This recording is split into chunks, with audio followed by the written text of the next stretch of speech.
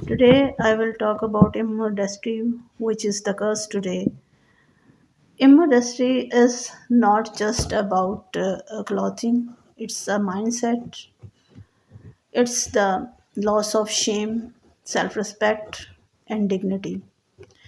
In earlier times, modesty was considered as a virtue and signs of dignity. Today, sadly to say, immodesty is often promoted as freedom, confidence, and modern thinking. Social media, movies, advertisement, and games especially normalize indecent behavior. When modesty disappears, respect disappears.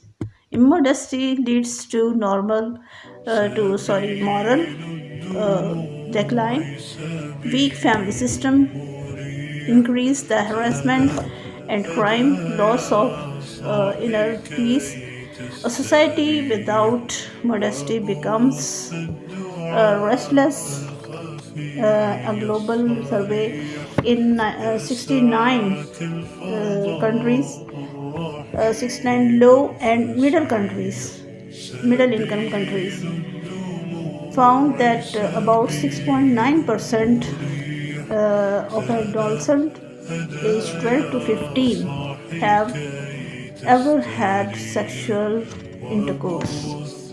Additionally, researchers by a global alliance examining online harms showed that children are being exposed to sexually explicit content at younger ages, with every first exposure dropping over recent years. Islam is the religion that strongly protects human dignity, honor, and safety. In Islam, both immodesty and rape are considered serious sins and grave crime. So, Islam in rapes and is always the fault of criminals. In Surah Al Isra, Allah says, 32. Allah says, don't go even near adultery. Indeed, it is an incident and an evil ways. Zina is illegal sexual act. In Surah Al-Nur, Allah Ta'ala says, uh, tell the tell the believing men to lower their gaze and guard their chastity, and the believing women to lower their gaze and guard their chastity. Because a healthy society requires law, ethics, and faith together.